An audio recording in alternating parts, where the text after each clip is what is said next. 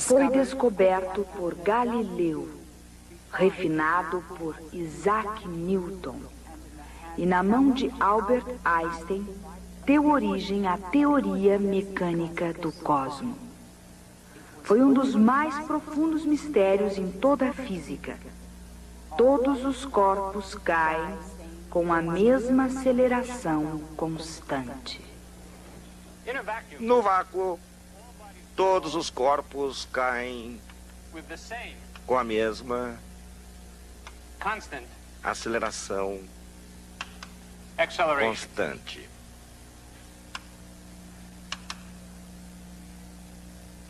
Essa é a lei dos corpos em queda. Não parece alguma coisa para se ficar muito excitado. E, no entanto, veja o que a lei diz. Primeiramente, ela diz que o efeito da gravidade de todos os corpos é o mesmo, independentemente de seu peso. Desde Galileu até Isaac Newton e até Albert Einstein, este foi um dos mistérios centrais de toda a física. Além disso, ela diz que os corpos caem com aceleração constante. É quase impossível até mesmo entender o que isso significa sem um instrumento matemático maravilhoso chamado derivada. Veremos hoje o que isso significa. Finalmente, embora profunda e importante, essa lei viola nossa mais simples intuição, porque ela só é observável no vácuo e não no mundo com que estamos familiarizados.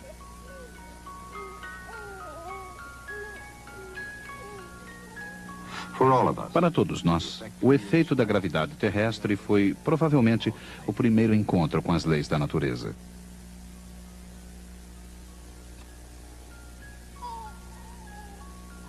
Quer entendamos ou não como a gravidade age, nós temos um grande medo de seus efeitos. Mas exatamente qual é o efeito da gravidade?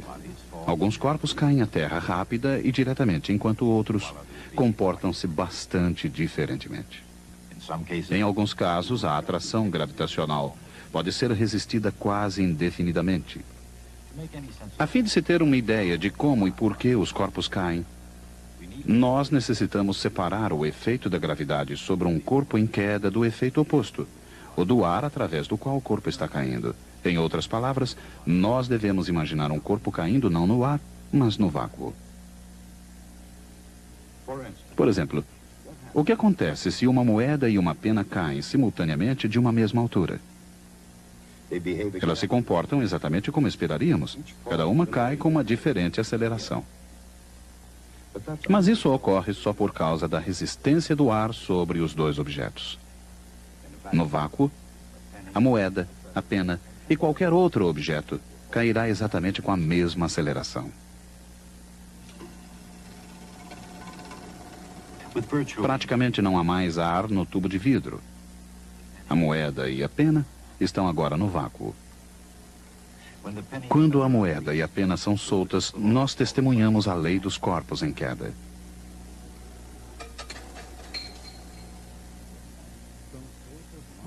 Sem o efeito da resistência do ar, em outras palavras, no vácuo, todos os corpos, independentemente de seu peso, cairão exatamente com a mesma aceleração.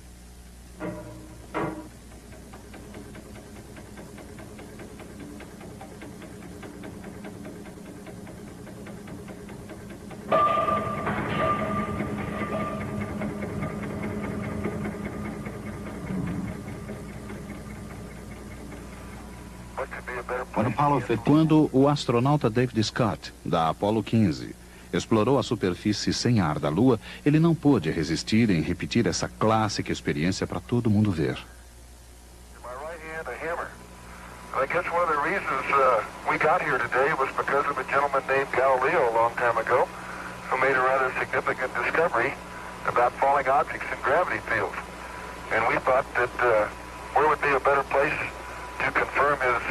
Findings on the moon, and I'll drop the two of them here, and hopefully they'll hit the ground at the same time. How about that? Mr. Galileo was correct in his findings.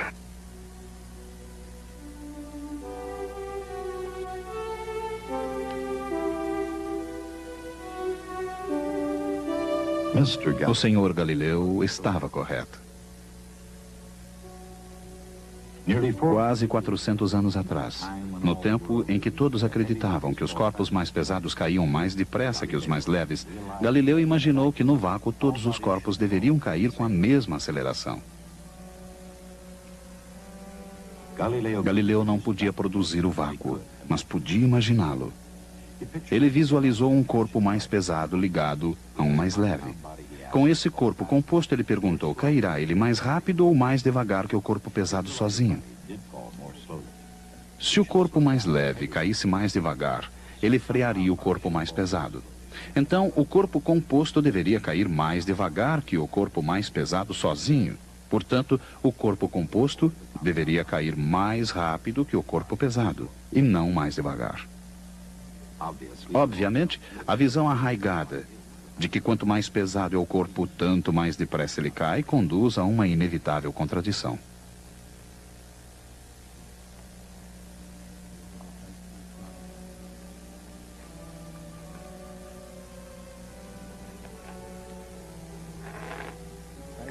Galileu imaginou que a única visão logicamente aceitável seria de que todos os corpos, independentemente de seus pesos, caem exatamente com a mesma aceleração, desde que os efeitos da resistência do ar sejam removidos.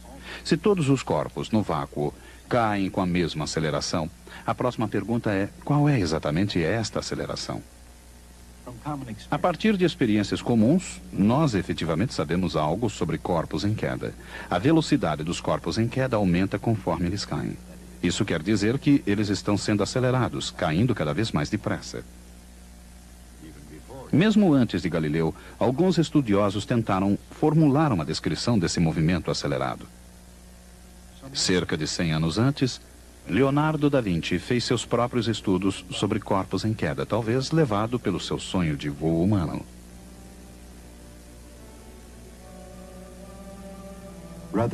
Ao invés de perguntar quão rápido cai um corpo, Leonardo da Vinci perguntava quanto ele cairia em sucessivos intervalos de tempo.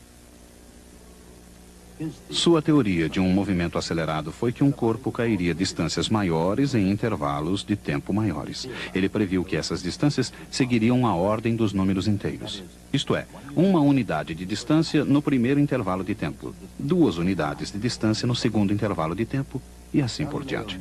Galileu adotou o método de descrição de Da Vinci, mas ele chegou a uma conclusão diferente sobre como as distâncias aumentavam.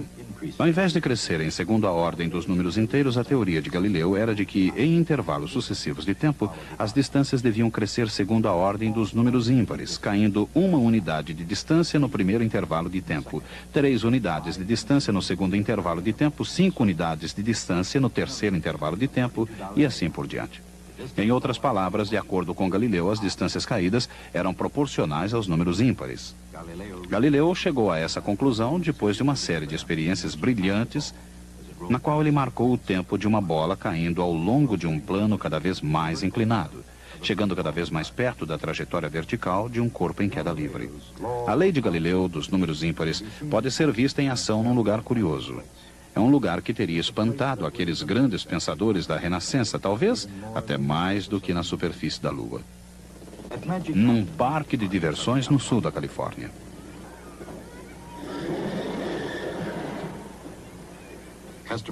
Os frequentadores pagam com prazer pelo privilégio de serem lançados através do espaço sob a influência da gravidade.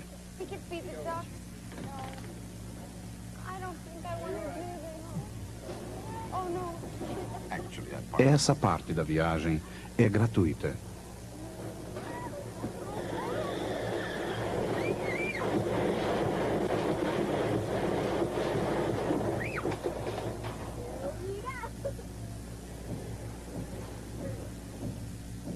Na verdade, os frequentadores do parque pagaram por uma prova de sobrevivência.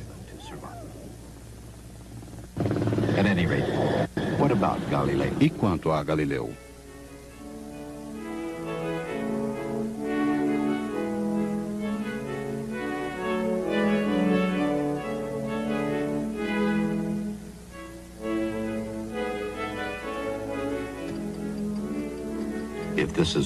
Se essa é uma unidade de distância, esta deveria ser 3. Esta deveria ser 5. E assim por diante. E é exatamente isso que se verifica. Galileu estava correto. Em intervalos sucessivos de tempo, as distâncias caídas realmente seguem os números ímpares. Mas há outra coisa acontecendo e Galileu a entendeu perfeitamente. Note a distância total caída em cada ponto. Após o primeiro intervalo de tempo, 1 unidade de distância. Após o segundo intervalo, 4 unidades de distância. Após o terceiro intervalo, 9 unidades de distância. Após o quarto, 16 unidades.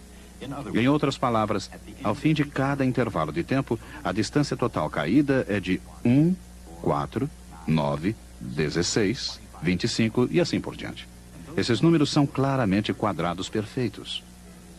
Assim, a distância de queda é proporcional ao quadrado do tempo de queda. E dessa forma, a lei de Galileu pode ser escrita por uma simples equação, usando-se S para a distância e T para o tempo. S de T igual CT ao quadrado.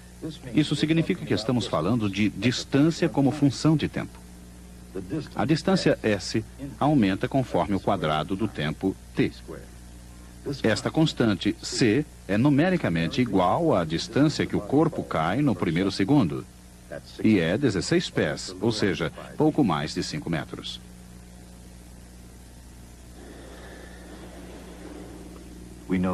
Nós sabemos que em qualquer ponto da queda a distância caída é CT ao quadrado. Assim, no instante T igual 2 segundos, a distância da queda foi de C2 ao quadrado, ou seja, 4C. Se usarmos 16 para o valor do C, então saberemos que a queda foi de 64 pés. Esses símbolos afirmam que, para qualquer valor do tempo T, nós podemos achar o valor de S.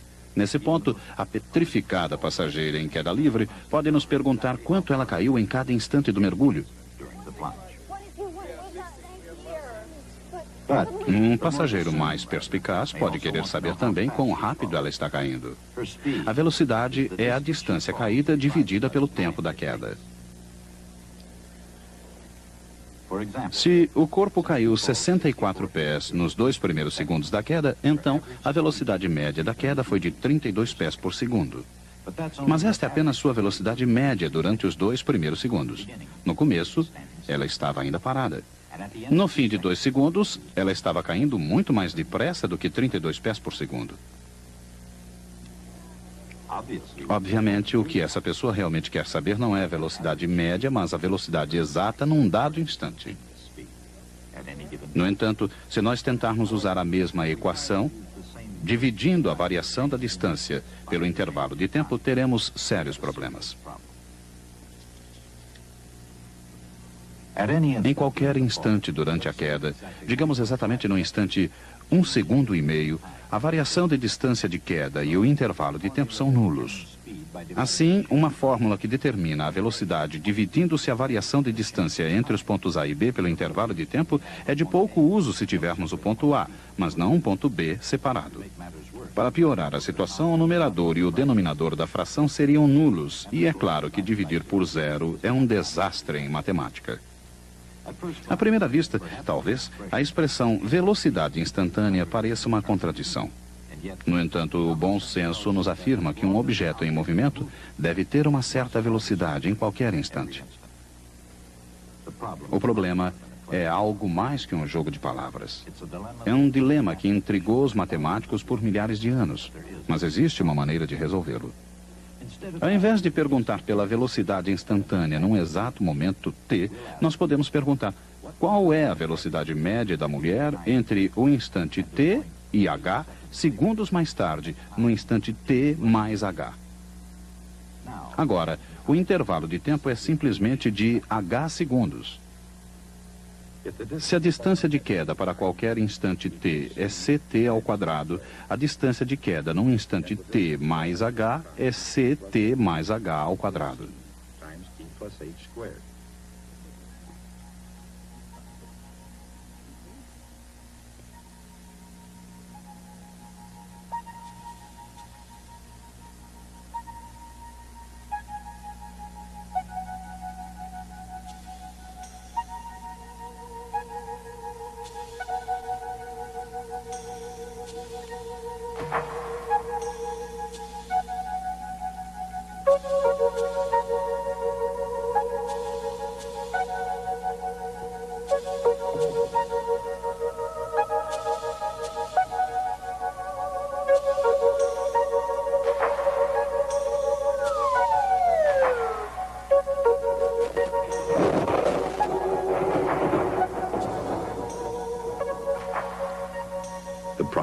O problema está resolvido.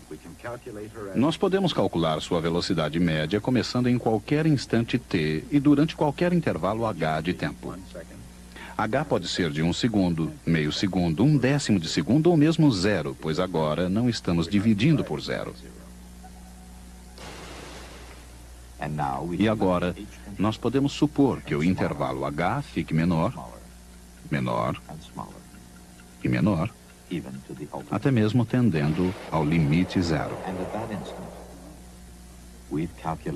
E nós calculamos a derivada conforme o intervalo tende para zero. Se h é exatamente zero, nós verificamos que a qualquer instante t, a velocidade instantânea representada por v é 2ct. Usando o valor 16 para c, nós podemos dizer a ela: Madame, não se preocupe com nada. A distância que você caiu foi de 16t ao quadrado pés, e a velocidade em cada instante é simplesmente 32t pés por segundo.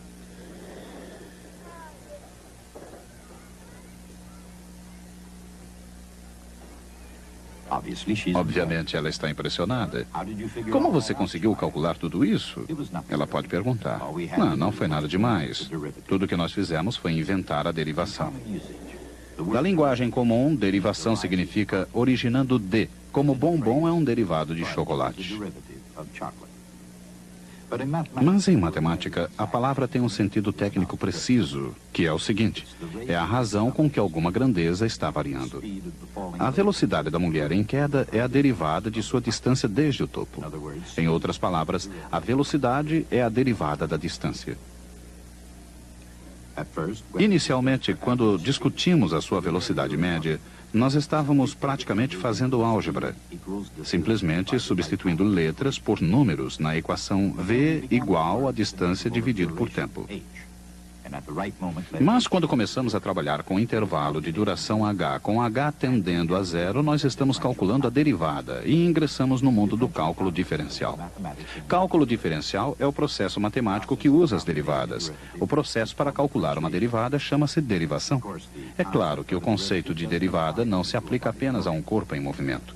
De forma geral, uma derivada poderia ser calculada para representar a taxa de variação da densidade de população dos delfins em função da temperatura do oceano, ou a taxa de variação do volume de um balão em função de sua área superficial, ou a taxa de variação do preço da pizza em função de seu diâmetro. Em outras palavras, a derivada pode ser calculada para quase todas as situações em que uma quantidade varia enquanto outra aumenta ou diminui.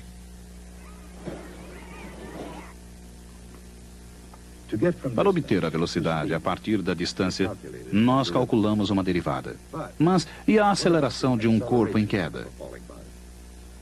Para chegar da velocidade à aceleração, nós usamos a mesma coisa novamente.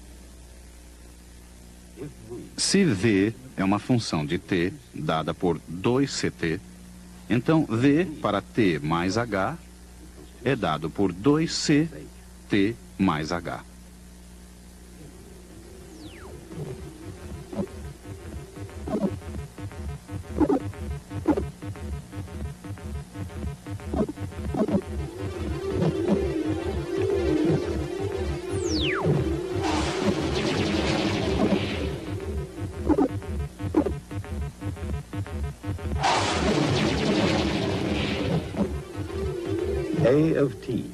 A de t é igual a 2c, mas eis o que aconteceu. Primeiro, nós achamos que a distância S se mantém crescendo e que depende do tempo. Se t varia, então S varia. A velocidade v também se mantém crescendo com o tempo. Mas agora, nós descobrimos que a aceleração A não depende do tempo de forma nenhuma. Ela é sempre constante. A igual a 2C. Independentemente do valor de T, A é sempre o mesmo. E finalmente acabamos. Nós demonstramos que o resultado da gravidade é uma aceleração constante.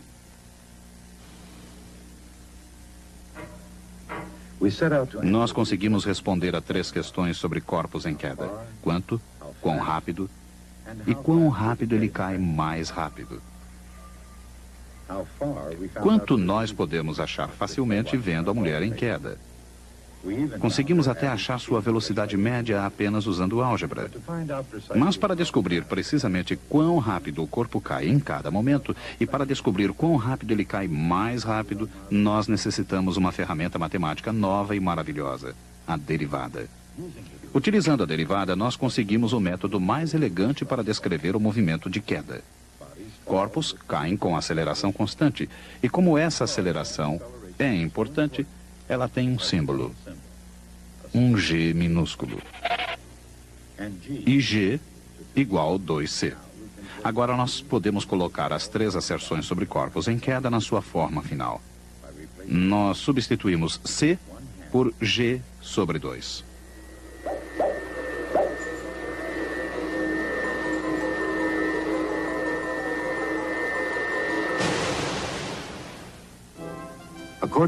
De acordo com a lei dos corpos em queda, um corpo cai com uma aceleração constante, com velocidade proporcional ao tempo, e cai a uma distância proporcional ao quadrado do tempo.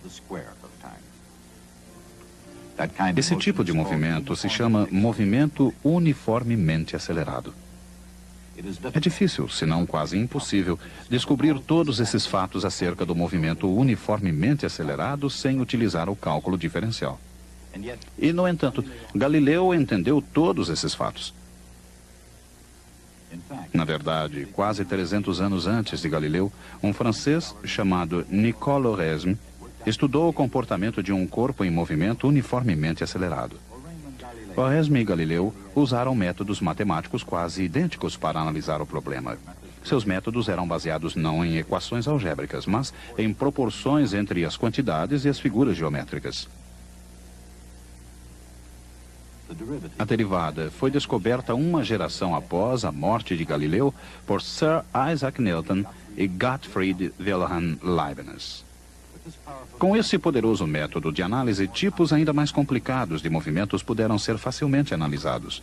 Descrever movimentos uniformemente acelerados tornou-se verdadeiramente simples. Sem derivadas, é difícil entender o significado de aceleração. É ainda mais difícil descobrir o movimento uniformemente acelerado e prever todas as suas consequências.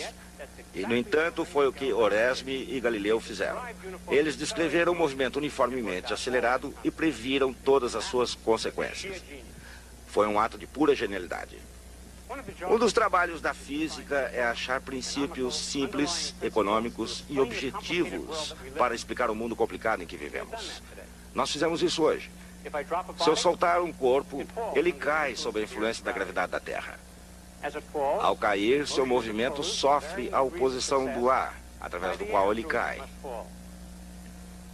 Se eu puder retirar esse efeito da resistência do ar, então eu teria corpos caindo no vácuo. E poderemos observar um fato surpreendente. Todos os corpos caem com a mesma aceleração. Poderia estar satisfeito com esse fato. Além do mais, descobrir isso foi uma conquista impressionante. Mas certamente não estamos satisfeitos. Nós queremos saber por que isso é verdade. Qual é a natureza da gravidade para causar tão estranho comportamento?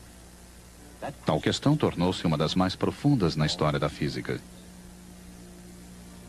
Ela persistiu mesmo até nosso século. Ela foi o ponto de partida do qual Einstein construiu a teoria da relatividade geral. Mas com isso nós estamos nos adiantando em nossa história. Uma vez que aprendemos que existe uma só lei para todos os corpos em queda, o trabalho era descrever isso a todos com precisão. Nós fizemos isso também.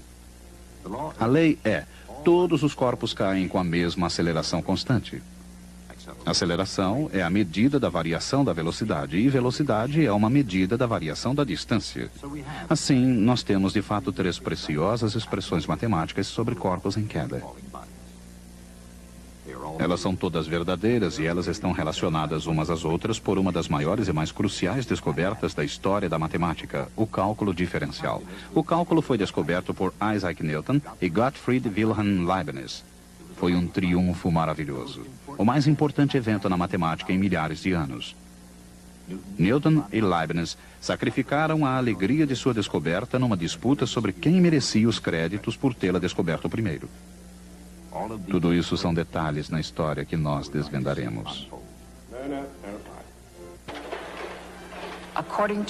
De acordo com a lei dos corpos em queda, um corpo cai com aceleração constante, com velocidade proporcional ao tempo de queda, e cai uma distância proporcional ao quadrado do tempo de queda.